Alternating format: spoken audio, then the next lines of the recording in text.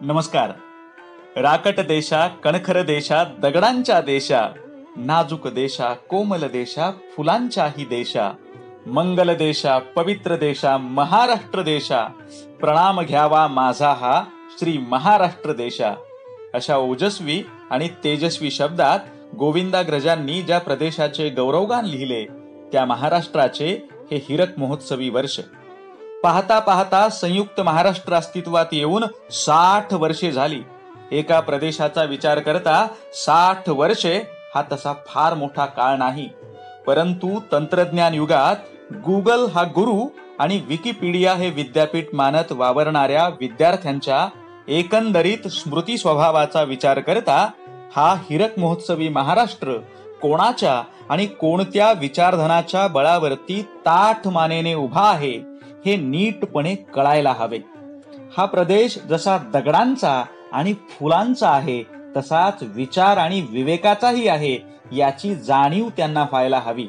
या भावनेतून हिरक महोत्सवी महाराष्ट्राची वैचारिक जडणघडण करणाऱ्या महर्षी विठ्ठलरामजी शिंदे, दुर्गा भागवत, इरावती कर्वे, कॉम्रेड शरद पाटील, डॉक्टर आह साळुंखे, डॉक्टर रावसाहेब कसबे, शेषराव मोरे अशा सखोल अभ्यासातून आपले मूलभूत चिंतन मांडणाऱ्या विचारवंतांच्या निवडक विचारधनाचा परिचय तरुण पिढीला करून देण्याचा प्रयत्न कल्पक विद्यार्थी समूहाच्या माध्यमातून युवा मनवंतर या युट्यूब चॅनलवर आम्ही करत आहोत.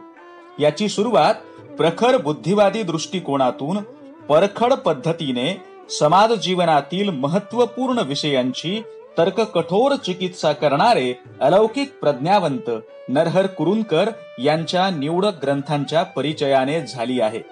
परिचय नरहर कुरुंदकरांच्या विचारधनाशी या मालिकेत आतापर्यंत शिवरात्र, जागर, हैदराबाद विमोचन आणि विसर्जन, छत्रपती शिवाजी महाराज जीवन रहस्य, त्रिवेणी, धार आणि काठ आणि पंडित नेहरू एक मागोवा अशा 7 पुस्तकांचा परिचय मान्यवर अभ्यासकांनी करून दिलेला आहे. आजच्या भागात आकलन या अतिशय महत्वाच्या आणि चर्चित पुस्तकाचा परिचय आपणाला करून घ्यायचा आहे आणि हा परिचय करून देणारे मान्यवर आहेत डॉक्टर महेश जोशी, नांदेड. अतिशय कष्टाने कमावलेली परंतु अहंतेचा स्पर्शही न झालेली विद्वत्ता, सौजन्याने ओतप्रोत भरलेली शालीनता, ज्ञान साधनेत स्वतःला विसर्जित करून घेणारी तल्लीनता आणि अध्यापनात रमून जाणारी तन्मयता अशा दुर्मिळातील दुर्मिळ गुणांचा संगम ज्यांच्या ठायी झालेला आहे असे व्यासंगी अध्यापक म्हणजे डॉक्टर महेश जोशी. ते मूलतः विज्ञान शाखेचे विद्यार्थी, परंतु ज्ञान शाखेतील कोणताही विषय त्यांनी आपल्या व्यासंगासाठी वर्ज मानलेला नाही. राज्यशास्त्र असेल अथवा मानववंशशास्त्र किंवा शिक्षणशास्त्र असेल अथवा साहित्यशास्त्र अशा निरनिराळ्या विषयांमध्ये त्यांची प्रतिभा मोकळेपणाने मुसाफिरी करत असते. म्हणून तर नांदेडमधील वेगवेगळ्या स्तरातील कितीतरी वाचकांना नवनवीन पुस्तकांच्या वाटेकडे वळविणारा वाटाड्या अशीही त्यांची ओळख बनलेली आहे.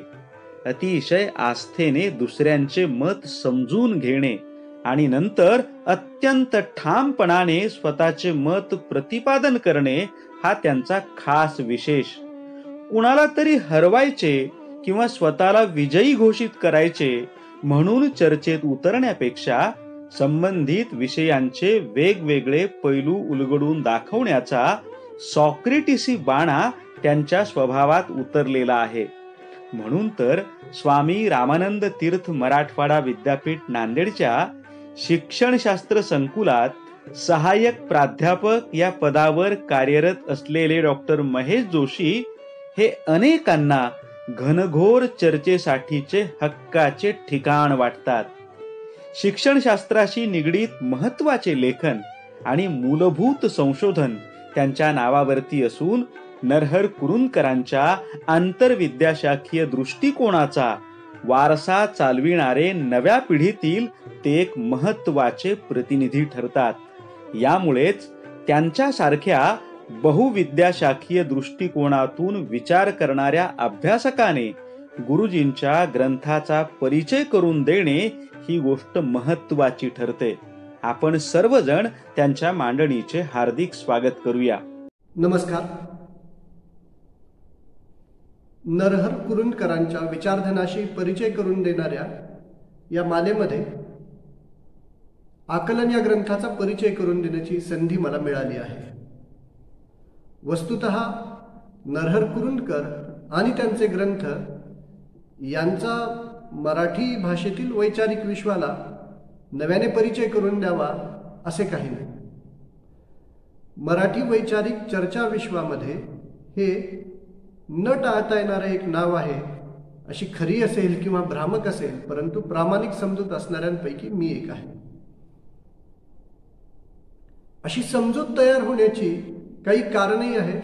त्याचं कारण असं की जेव्हा एखादा सामाजिक, राजकीय, सांस्कृतिक व्यवहाराच्या संदर्भात लेखन केलं जातं तर कुठे ना कुठेतरी वर्तमानपत्र असतील किंवा सोशल मीडियावरील पोस्ट असतील किंवा वैचारिक चर्चा असतील, त्यात या नावाचा संदर्भ सातत्याने समोर येत राहतो. ह्या सगळ्या सामाजिक, सांस्कृतिक, राजकीय जीवन व्यवहाराच्या संदर्भात त्यांचं आकलन, त्यांचा अन्वयार्थ, त्यांची मांडणी ही सातत्याने समोर येत राहते. अर्थातच हे काही केवळ त्यांच्या समर्थनाच्या बाजूने आणि महिमा मंडनाच्या बाजूनेच लेखन होत असतं असं नाही, तर त्यांचे विरोधक असतील, टीकाकार असतील, समीक्षक असतील, प्रतिवाद करणारे असतील, यांची संख्या मोठी आहेच आहे. गुरुजींचं साहित्य आपण का वाचावं याचं उत्तर आपल्याला इथेच सापडतं. म्हणजे समकालीन प्रश्नांच्या संदर्भात, समकालीन वास्तवाच्या संदर्भात, समकालीन राजकीय, सामाजिक, सांस्कृतिक जीवन व्यवहाराच्या संदर्भात गुरुजींच्या लेखनाला समसामायिकता आहे याचं हे निदर्शक आहे असं मी मानतो. आणि त्यामुळे आजचे जरी प्रश्न असतील तरी सुद्धा त्यांचं लेखन वाचताना आपण काही जुनं साहित्य वाचतो आहोत आणि हे काहीतरी कालबाह्य झालेलं आहे असं आपल्याला ते वाटत नाही. खरं तर एखादा ग्रंथ आपण का वाचतो, तो अपील का होतो, याच्या मागे जी काही कारणं असतील ती अनेक प्रकारची कारणं असतील. जसं आपण म्हणतो की त्यातील भाषेमध्ये एक प्रकारची बहुप्रवाहिता असते, तर्कसंगतता असते, आजच्या प्रश्नांना भिडण्याची त्याची क्षमता असते, नव्या काळाकडे पाहण्याची त्याच्यामध्ये दृष्टी असते. म्हणजे आपल्याला एखादा ग्रंथ का वाचावा याची जी अनेक कारणं आपल्या मनाशी वाचक म्हणून असतील, त्यातील जवळजवळ सर्व कारणांसाठी आपण हे वाचलं पाहिजे असं मला वाटत राहतं. आणि म्हणून त्यांचे ग्रंथ अर्थातच ते पुन्हा पुन्हा वाचत राहावेत आणि ते पुन्हा पुन्हा वाचले तरच ते समजतात असाही अनुभव आहे. म्हणून त्यांच्या लेखनाकडे, त्यांच्या ग्रंथाकडे अनेक वेळा आकृष्ट होतो. आणि हे काही केवळ मला ते का आवडतात त्याचं आत्मकथन नव्हे किंवा माझ्या आवडण्याचंही काही विलक्षण महत्त्व असण्याचं काही कारण नाही, परंतु एखाद्या ग्रंथाचा परिचय की ज्याच्याविषयी आपल्याला आवड असते, ज्याच्याविषयी आपल्याला आस्था वाटते, अशा एखाद्या विषयाचा परिचय करून देण्याचा एक आनंदही असतो. आणि दुसरी गोष्ट अशी की जिथे आज आपले सगळे सामाजिक, सांस्कृतिक, राजकीय, वैचारिक व्यवहार संकोच पावत आहेत. म्हणजे संवादाची संस्कृती एक प्रकारे तिला जी निकोपता आवश्यक असते तिचा संकोच होतो आहे असं आपण पाहत आहोत. अशा काळामध्ये आपल्या अभिनिवेशाच्या, दुराग्रहांच्या पलीकडे नेणारी जी जिज्ञासा असेल, मूल्य असतील, बौद्धिक प्रामाणिकपणा असेल, यांच्या संवर्धनासाठीचे जे जे उपक्रम असतील, मग ते छोटे असतील, मोठे असतील, यशस्वी असतील, अयशस्वी असतील, ते कसेही असोत, त्यांचं महत्त्व, त्यांची मौलिकता निश्चितपणे. अशा प्रकारच्या एका मौलिक उपक्रमात सहभागी होण्याची संधी मला कल्पक विद्यार्थी समूहाच्या या मालेच्या निमित्ताने मिळते आहे. यासाठी मी प्रथमतः त्यांचे मनपूर्वक आभार मानतो. गुरुजींचा आकलन हा गुरुजी हा उल्लेखही आपण नांदेडकर असल्यामुळे आणि स्वाभाविकपणे इथल्या सगळ्या संस्कृतीमध्ये गुरुजींचं जे अविभाज्य स्थान आहे त्यातून गुरुजी असाच तो उल्लेख स्वाभाविकपणे निघतो, तो अनेकांना कदाचित पटणारही नाही. परंतु हा ग्रंथ 1985 साली प्रकाशित झाला आणि अर्थातच हे लेख त्याच्यापूर्वी प्रकाशित झालेत आणि ते नंतर लेखसंग्रह म्हणून प्रकाशित झाले. या लेखनाला आवश्यक असलेल्या तळटीपा असतील, संदर्भ सूची असेल, अर्पण पत्रिका असेल, ह्या सगळ्या गोष्टी कुरूंकरांच्या पश्चात देणं शक्य झालं नाही, अशी एक नोंदही गुरुजींचे मित्रवर्य आणि प्रकाशक देशमुखांनी सुरुवातीलाच ती नमूद केलेली आहे. पण ह्या सगळ्या बाबी जरी आपण बाजूला ठेवल्या तरी सुद्धा हा ग्रंथ वेगवेगळ्या निमित्ताने लिहिलेल्या लेखांचा एक लेखसंग्रह आहे. म्हणजे जर आपण हा काही जसं आपण म्हणूया की एका विषयाला धरून सलग केलेले असं लेखन नाही, किंवा त्यातल्या लेखांचा क्रम तयार करताना मुद्दाम अशी काही तर्कयोजना असेल असं वाटत नाही.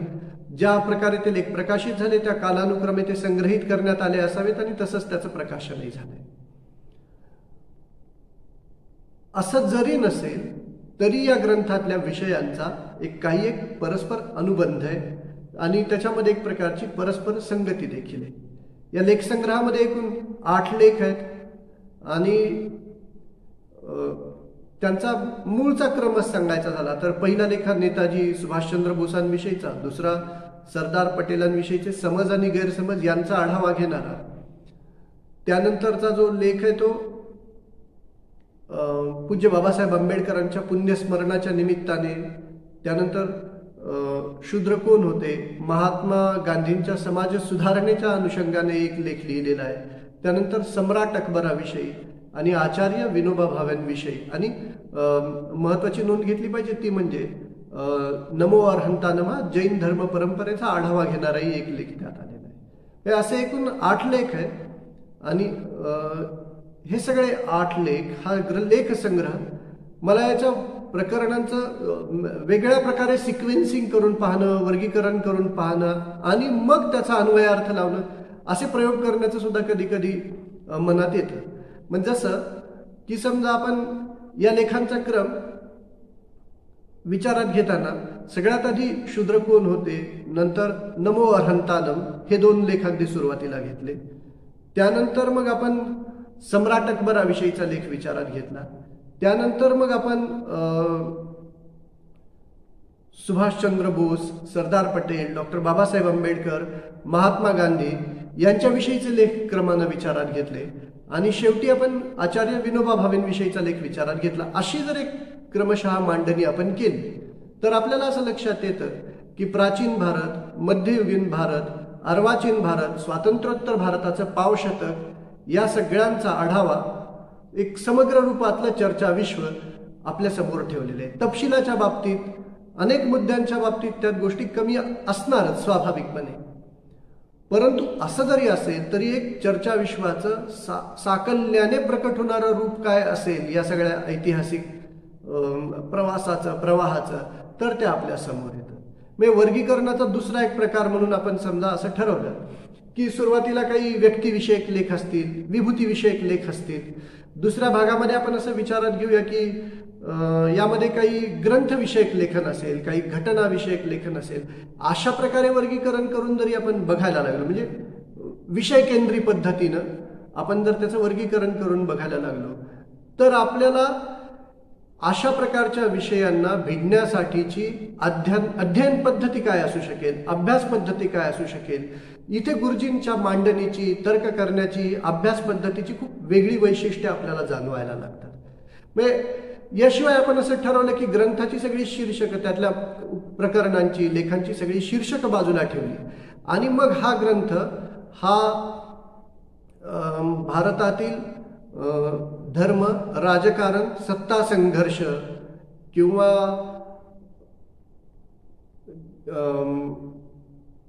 ज्याला आपण म्हणू की वर्ण वर्ग यांच्या वर्चस्वाची पद्धती, उत्पादन साधनांची चर्चा आणि त्याचा एकूण असणारा सामाजिक सांस्कृतिक परिणाम अशा अर्थानं आपण त्याच्याकडे पाहायचं ठरवलं तर मग हे लेख शीर्षक वगळून सुद्धा आपल्याला या सगळ्या गोष्टींचं चित्र आपल्या समोर येतं असं दिसतं.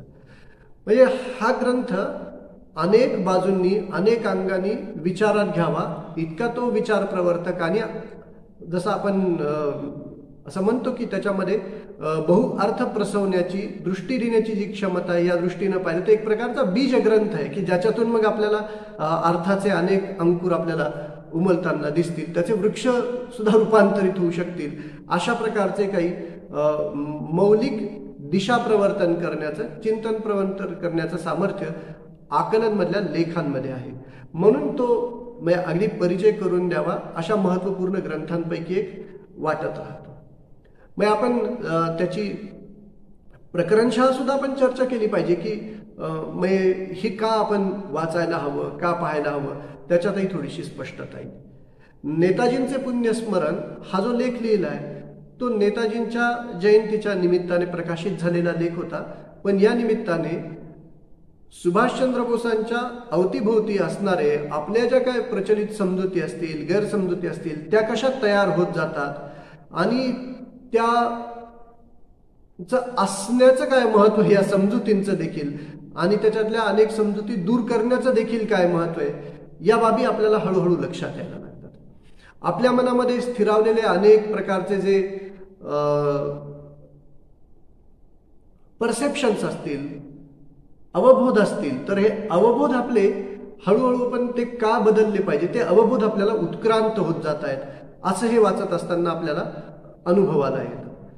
म्हणजे सुभाषचंद्र बोसांच्या प्रतिमेच्या भोवती आपण जी गूढता निर्माण केली, जे समजुती तयार करून घेतल्या किंवा त्यांच्या एक प्रकारच्या आततायी हिंदुत्ववादीकरणाची प्रक्रिया आपण नेहरू विरुद्ध सुभाष किंवा गांधी विरुद्ध सुभाष या द्वंद्वाच्या निमित्तानं ती कशी उभी केली, तर हे सगळं आपल्याला हळूहळू उलगडत जातं आणि असं उलगडत जाण्यामुळेच आपल्याला आपल्या विभूतींविषयी, आपल्या मोठ्या माणसांविषयीच्या प्रतिमा ह्या अधिक उजळून निघतात.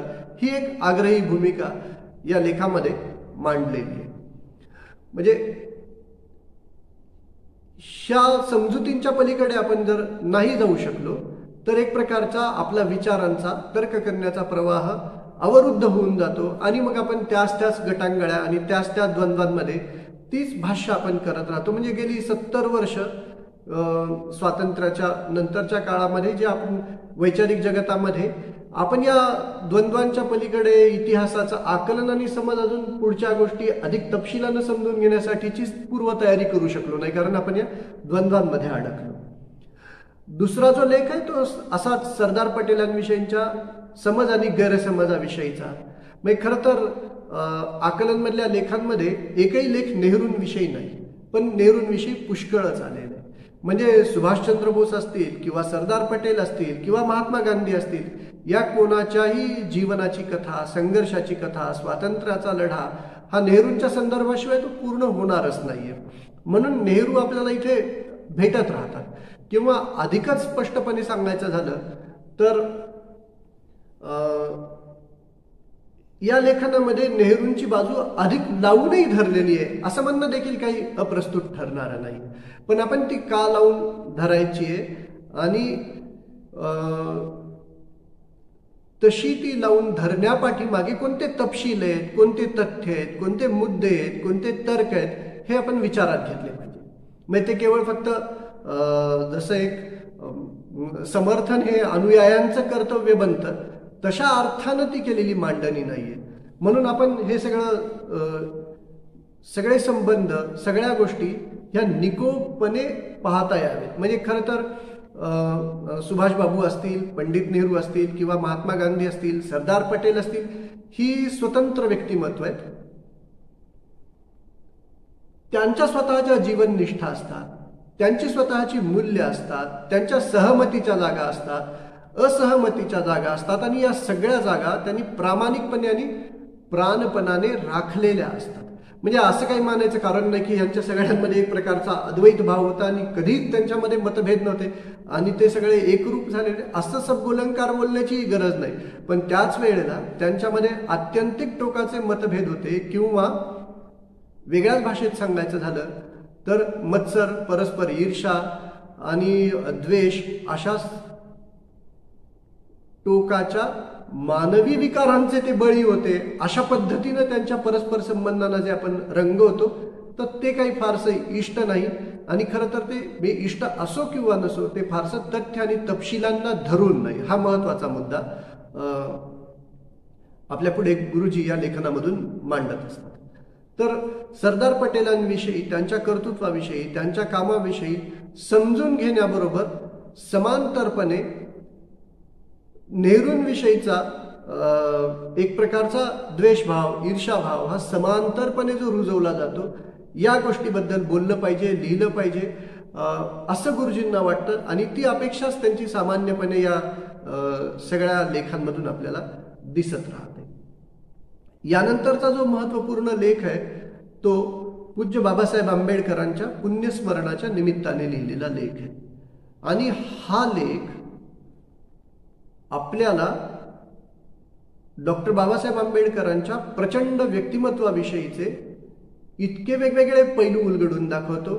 आणि खरं तर आपण एक सर्वसामान्य वाचक म्हणून किंवा सर्वसामान्य व्यक्ती म्हणून, नागरिक म्हणून आपण एखाद्या व्यक्तिमत्वाच्या भोवती एखाद्या विशिष्ट गुणांचा प्रकर्ष इतका जोडून ठेवलेला असतो की ज्याच्यामुळे आपल्याला त्याच्यातल्या इतर बाजूंचा विचार करण्याची तशी गरजही भासत नाही. तसं न करता म्हणजे बाबासाहेबांचा जो आर्थिक राष्ट्रवाद होता त्याचं स्वरूप कसं होतं, त्यांचं सामाजिक चिंतन, त्यांचं संशोधकाचं रूप, त्यांचं अर्थशास्त्रज्ञाचं रूप, त्यांचं संरक्षण विषयक विचार करणारं रूप, त्यांचं पर्यावरण विषयक विचार करणारं, अशी जी त्यांची अनेक रूपं असतात, ही आपल्याला विचाराच्या कक्षेत घेण्याची गरजच वाटत नाही. कारण आपण एकदा मनात एक साचा ठरवलेला असतो आणि हा तोच इतका भव्य आहे. आणि मग आपल्याला त्या भव्यतेच्या ओघामध्ये या इतरही काही भव्य गोष्टी अजून लपलेल्या असतात, याचं जसं एक स्वाभाविक भान आपण हरपून जातो, तसं ते होऊ नये याच्यासाठी त्यांच्या अशा सर्वंकष व्यक्तिमत्वाचा एक भान देणं, जाणीव आपल्याला करून देणं, ही या लेखामधली एक मांडणी आहे. आणि ही मांडणी करताना त्यांचं एकमेवा द्वितीयत्व कसं होतं हे ते आपल्याला प्रकर्षानं जाणवून देतात. यानंतरचा जो लेख आहे, दुसरी एक बाजू आपण नमूद केलीच पाहिजे की ती सामाजिक प्रश्नांच्या अनुरोधानं तंत्रज्ञान, काळ, आपला समकालीन राजकारण आणि मधल्या काळात जे काही घडून गेलेले सामाजिक राजकीय बदल असतील, यांचे काही परिणाम झाले असतील, परंतु एक संरचना म्हणून, विचार करण्याची पद्धती म्हणून किंवा आपली मनोसामाजिक रचना म्हणून आपण फारसे पुढे गेलेलो नाहीयेत, याची जाणीव त्या लेखामध्ये आपल्याला सातत्याने करून दिली जाते. यानंतरचा शूद्र कोण होते हा जो लेख आहे तो बाबासाहेब आंबेडकरांच्या महत्त्वपूर्ण ग्रंथांपैकी एक ग्रंथ आहे. हा पुन्हा आपल्याला प्राचीन भारतातली जी काही मनोसामाजिक रचना आपल्या वर्तमानापर्यंत ती कशी कशी येऊन भेटलेली आहे आणि तिची पाळंमुळं भूतकाळात असतील तरी तिचा मोठा असा भाग आपल्या वर्तमानातही कसा लपलेला असतो. म्हणजे ते भूतकाळविषयक प्रश्न आणि वर्तमान काळविषयक प्रश्न यांना वास्तवता नाकारण्याच्या दृष्टीने नव्हे, त्यांच्याच शब्दात सांगायचं झालं तर आपल्याला ते वास्तव समजून उपाययोजना करण्याच्या दृष्टीने ते आपण कसं समजून घेतलं पाहिजे, अशी मांडणी त्या ग्रंथविषयक लेखनामध्ये केलेली आहे. पण ग्रंथातल्या अनेक जागांना स्वतःच्या दृष्टीने काही प्रश्न उपस्थित करणं सुद्धा कुरूंकरांना महत्वाचं वाटतं आणि ते प्रश्न त्यांनी तिथं उपस्थित केले की हा सिद्धांत स्वीकारायचा आहे, हे म्हणणं स्वीकारायचं आहे, तर त्यात कोणत्या अडचणी येतात. आणि म्हणून या ग्रंथाचा एक प्रकारचा चिकित्सक अभ्यासही आपल्याला या लेखामध्ये प्रतिबिंबित होताना दिसतो. यानंतरचा जो लेख आहे तो महत्वपूर्ण लेख आहे, तो जैन धर्म परंपरेचा आढावा घेणारा. म्हणजे एक इतकी दीर्घकालीन परंपरा असणारा, ज्याच्यामध्ये विपुल असं ग्रंथ लेखन घडलंय, तत्वज्ञान विषयक चर्चा झाली, धर्मविषयक चर्चा झाली. पण ह्या परंपरेचं, भारताचा अद्वितीय वारसा, ऐश्वर्य असलेल्या एका परंपरेचं आपल्याला किती भान आहे, किती ज्ञान आहे, तर याचं उत्तर फारसं काय आपल्याला समाधानकारक देता येत नाही.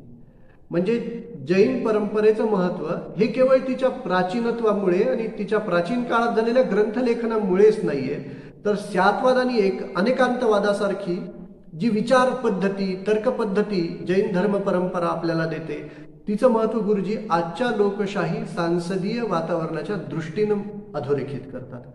म्हणजे आपल्याला ज्या प्रकारच्या बहुप्रवाही आणि ज्याला आपण बहुविध स्वरूपाचा समाज म्हणतो, या समाजामध्ये ज्या प्रकारच्या संवादाची, ज्ञानपरंपरेची, तर्क परंपरेची अपेक्षा असते, तिचा एक बौद्धिक पाया, तिचा एक तात्विक पाया, तिचा एक आध्यात्मिक आणि सांस्कृतिक पाया जैन धर्म परंपरा आपल्याला कसा उपलब्ध करून देते, या सगळ्याचा आढावा गुरुजी घेतात.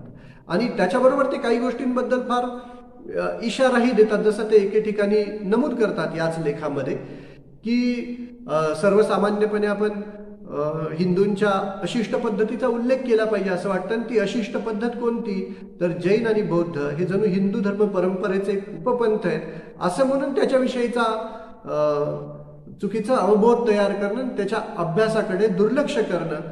तर याकडे ते म्हणतात की असं म्हणाल्यामुळे काही सामंजस्य आणि समजूतदारपणा वाढत नसतो, फार तर ते अज्ञानाचंच प्रतीक आहे. म्हणून हा खराखुरा समजूतदारपणा यायचा असेल तर ह्या परंपरांचा अभ्यास आपल्याकडून झाला पाहिजे. तर ही नमो हरंतानम या लेखामध्ये जैन धर्म परंपरेची, तिच्यातल्या वेगवेगळ्या आचार्यांची, त्यांच्या लेखनाची आणि त्यांच्या स्वतःच्या अध्यात्म दृष्टिकोनाची जी मांडणी आहे ते ती या लेखामध्ये आलेली आहे आपल्याला असं दिसतं. यानंतरचा जो लेख आहे हा महात्मा गांधींच्या समाज सुधारणांच्या संदर्भात आहे. मग परत एकदा जी अडचण आपली सुभाषचंद्र बोस समजून घेताना किंवा सरदार पटेल समजून घेताना होते, तीच अडचण महात्मा गांधींच्या संदर्भानेही आपल्या समोर येते. म्हणजे कधी कधी आपण व्यक्तिद्वेषाने किंवा व्यक्तिपूजेने इतके भारावलेलो असतो की त्यामुळे आपण वस्तुस्थिती समजून घेण्यामध्ये कमी पडतो. म्हणजे गांधीजींची चिकित्सा व्हायला हवी यात काही प्रश्नच नाहीये. म्हणजे त्यांचे कार्यक्रम किती यशस्वी ठरले, अपयशी ठरले, त्यांच्या धारणा, त्यांच्या संकल्पना, त्यांचा सत्याग्रह विचार, या सगळ्यांची समीक्षा व्हायला हरकत नाही. पण आपण या सगळ्या समीक्षेच्या ऐवजी पुष्कळ वेळेला हेत्वारोपाच्या मार्गाने जाणं अवलंबतो. तपशील आणि तथ्यांपेक्षा आपल्याला आपले तर्क आणि समजुती या अधिक प्रिय वाटायला लागतात आणि मग आपल्याला एखादा व्यक्तिमत्व, एखादी घटना समजून घेण्यात अडथळा येतो आणि तो येतो याचं काहीतरी आपण भान आणण्यासाठीचे प्रयत्न केले पाहिजे असं देखील आपल्याला ते वाटत नसतं. तर हे लेखन आपल्याला असं प्रवृत्त करतं की आदराने तर्कावरती मात करावी कायम असं काही नाही. आदर आणि चिकित्सा यांचा एक तोल राखता येतो आपल्याला. म्हणजे व्यक्तिमत्व, त्यांचं स्वतंत्रपण, त्यांचं मानवीपण, त्यांच्याविषयीची औदार्य बुद्धी ही राखून सुद्धा आपल्याला चिकित्सा करता येते आणि त्याच्यामध्ये एक प्रकारचा तोल राखता येतो. आणि आपल्या चिकित्सेमुळे अनुदारतेची भावना अशा व्यक्तिमत्वांविषयी, अशा एकूण ग्रंथांविषयी, घटनांविषयी निर्माण होता कामा नये. निकोपपणे आपल्याला हे आकलन करता आलं पाहिजे. म्हणजे हे काही केवळ फक्त काही इतिहासाचं भूतकाळाचं आकलन निकोपपणे व्हावं यासाठी नाहीये, तर हे आपलं आकलन, हा निकोपपणा आपल्याला वर्तमानकालीन जीवनाच्या आकलनासाठी सुद्धा, वर्तमानकालीन प्रश्नांच्या आकलनासाठी सुद्धा अत्यावश्यक असतो. ही जी गोष्ट आहे ती आकलन वाचत असताना हळूहळू आपल्यामध्ये उत्क्रांत होत जाते असं आपल्याला दिसेल.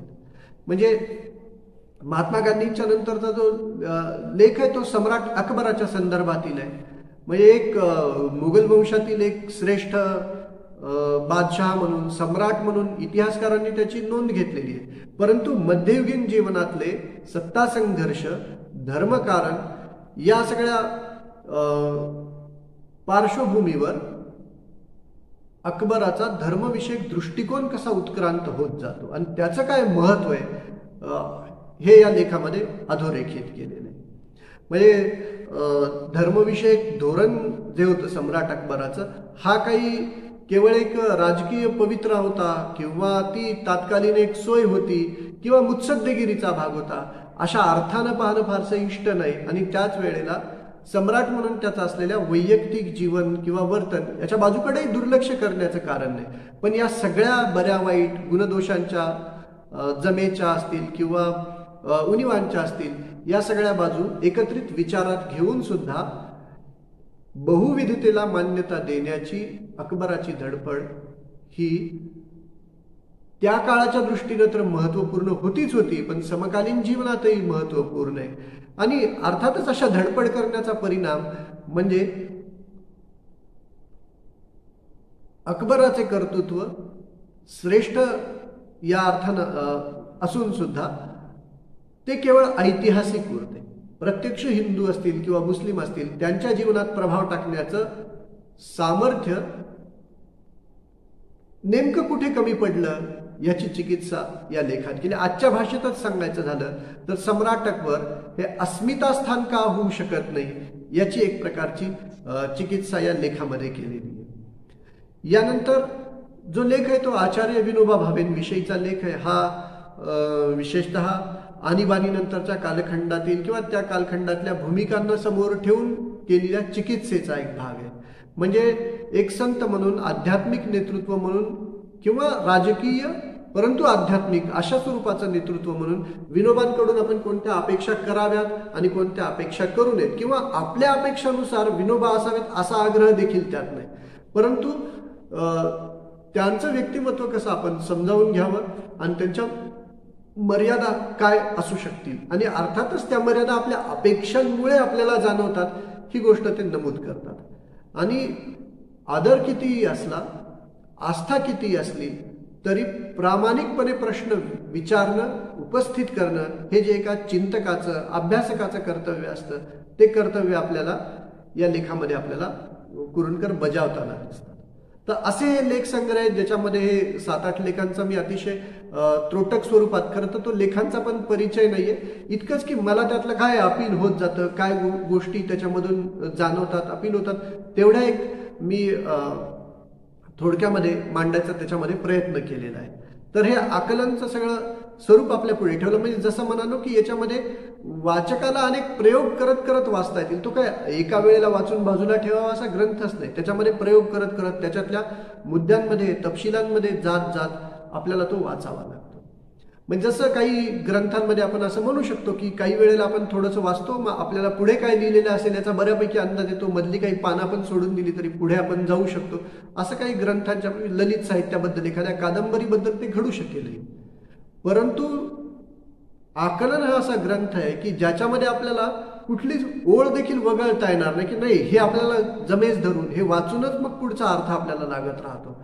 आणि म्हणून आपल्याला ते line to line, between the line आणि आजूबाजूच्या सगळा लाईनच्या आजूबाजूचा सगळा विचार करत करत आपल्याला थांबत थांबत हा सगळा ग्रंथ वाचावा लागतो. आणि मग त्याच्यामध्ये जसं म्हणालो तसं अनेक प्रयोग वाचकाला करून पाहता येण्यासारखे आहेत. मग ते केवळ सिक्वेन्स बदलण्याचे नाही आहेत नुसते, तर एक एक एक एक मुद्दा वाचत असताना आपल्या मनामध्ये कोणते प्रश्न येतात आणि कोणत्या वेगळ्या गोष्टी आपल्याला हे लेख दाखवून देतात. म्हणजे जसं उदाहरणार्थ की आपण भारताच्या स्वातंत्र्य लढ्याशी संबंधित व्यक्तिमत्वांचे, घटनांचे लेखच फक्त विचारात घेतले तर एक प्रकारे आपल्याला ते असं पाहता येतं की स्वातंत्र्यपूर्व काळातील काँग्रेसचं असणारं बहुप्रवाही राजकारण हळूहळू व्यक्तिकेंद्री कसं होत गेलं याचा आढावा जणू या लेखामध्ये, म्हणजे तो त्याचा विषय नाही, पण आपल्याला असं दिसतं की हे कसं कसं होत गेलं. किंवा जसं सुभाषचंद्र बोसांच्या रूपांतरणाची कथा आपल्याला दिसते, अति उजव्या गटाकडे ओढण्याची जी काय असते किंवा अति डाव्या गटाकडे नेण्याची जी स्पर्धा असते. मग हे फक्त काही त्यांच्या बाबतीत घडतं असं नाही, ते अनेक इतर व्यक्तिमत्वांच्या बाबतीत घडतं. ते कसं घडतं यासाठी लोकभ्रम काय असतात, लोकनिष्ठा काय असतात, नेतृत्वाचं स्वरूप कसं असतं आणि त्याचं वर्तमानकालीन किंवा ऐतिहासिक प्रभाव मूल्य कसं असतं याचं विश्लेषण करणारं मनोसामाजिक शास्त्र काय असू शकतं किंवा सामाजिक मानसशास्त्र काय असू शकतं, तर त्याचे मुद्दे, त्याचा तपशील म्हणजे इतिहासाच्या संदर्भात मनोसामाजिक दृष्टिकोनातून केलेलं विश्लेषण आपल्याला वाचायला मिळतं. म्हणजे आपण वेगवेगळ्या पर्स्पेक्टिव्हमधून आकलना ग्रंथ वाचू शकतो.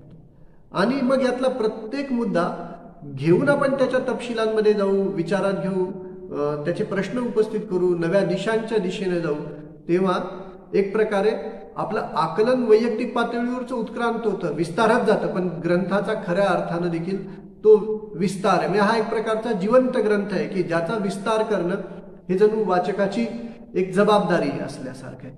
म्हणजे तळटीपा दिले नसतील, संदर्भ दिले नसतील, अनेक तपशिलांच्या बद्दलच्या ज्या उणिवा असतील या जणू भरून काढायची जबाबदारी कुरूंकरांनी आणि त्यांच्या प्रकाशकांनी वाचक म्हणून, अभ्यासक म्हणून न कळतपणे ती आपल्यावर टाकलेली आहे असं आपल्याला दिसतं.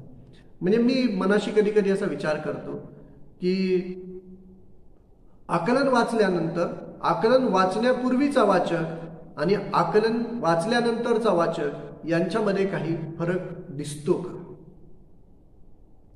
म्हणजे जर आपण त्याच्यातल्या जागांची, दिशांची नोंद घेत घेत जर आपण वाचत असू तर मला असं वाटतं की पूर्वीचा वाचक आणि त्यानंतरचा वाचक याच्यामध्ये निश्चितपणे काही एक अंतर पडलेलं असतं. अर्थात ते ज्याचं त्यानं अनुभवावं अशीच गोष्ट आहे. कोणतं अंतर पडतं काय हे काही आपण फार स्पष्ट करत न्यावी अशी बाब नाहीच आहे.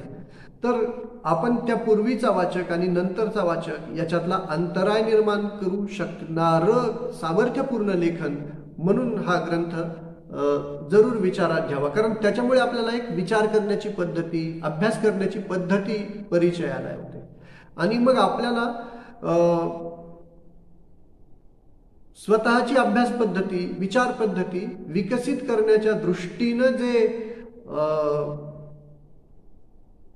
अनुभव लागतात, विचार करणं लागतं आणि प्रत्यक्ष तसं दर्शनही लागतं, हा सगळा जो भाग आहे ना तो आकलनच्या वाचनाबरोबर घडू शकतो असं मला वाटतं. म्हणून आकलन हा आजच्या पिढीला परिचित करून देण्याचा एक महत्त्वाचा ग्रंथ आहे असं वाटतं.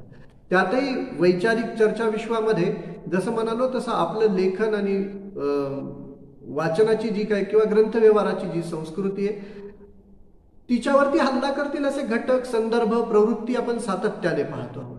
म्हणजे समजुतींचा फक्त टोकदारपणा वाढवायचा आणि मग त्याचं अस्मितेतलं रूपांतरण करायचं, मग त्याच्याभोवती आपलं सगळं सामाजिक आणि राजकीय जीवन व्यवहार गुंतवून ठेवायचा, अडकवून ठेवायचा. म्हणजे त्यामुळं आपल्या सगळ्या विचार विश्वाचं स्वरूप काय आहे तर मग ते न्यूज चॅनल्सवरच्या चर्चा किंवा फेसबुकवरच्या पोस्ट हाच आपल्या एकूण विचार करण्याचा, समाजाच्या वैचारिक दर्जाचा आशय आणि आकृतीबंध जर होत असेल तर मग ही एक चिंताजनक अशी बाब आहे. आणि तिच्यातून सुटका होण्यासाठी आपल्याला जी प्रश्न साधनं लागतात, प्रश्नांचं साधन जसं उपयोगी पडतं, तर्क करण्याचं साधन उपयोगी पडतं, विचार करण्याचं साधन उपयोगी पडतं, तसं हे एक प्रकारचं साधन देण्यासाठी किंवा तसं साधन आपल्याला तयार करता यावं यासाठी प्रवृत्त करणारा हा ग्रंथ आहे. म्हणून त्याचा परिचय करून देणं म्हणजे ही बाब महत्वाची वाटते. आणि तो कसा वाचावा, जसं मी म्हणतोय त्यात मला कधी कधी असं वाटतं की तो वाचकाने अशा पद्धतीने वाचावा की आज कुरूंकर असते तर त्यांनी आकलन कसं वाचलं असतं, आकलनमधल्या लेखांविषयीचे कोणते प्रश्न विचारले असते, त्यांना ते कसं लिहावं असं वाटलं असतं, त्यांना कोणत्या गोष्टी सोडल्या पाहिजे असं वाटलं असतं, कोणत्या नव्या गोष्टी जोडल्या पाहिजे असं वाटलं असतं, कोणत्या गोष्टींबद्दल आव्हान दिलं पाहिजे असं वाटलं असतं. तर तसं आपण वाचत गेलो तर मग आपल्याला हा ग्रंथ अजून काही काही दिशा दाखवणारा, आपल्याला विचार प्रवृत्त करणारा, विचारांच्या अनेक नव्या वाटा दाखवणारा आहे असं आपल्याला लक्षात येईल. तर या परिचयाच्या निमित्ताने आकलन विषयीचा असा सगळा एक विचार मला करता आला, ही संधी मला उपलब्ध करून दिली यासाठी मी कल्पक विद्यार्थी समूह, विश्वाधार देशमुख सर आणि त्यांचे सगळे सहकारी यांचे पुन्हा एकदा मनपूर्वक आभार मानतो आणि इथे थांबतो. धन्यवाद.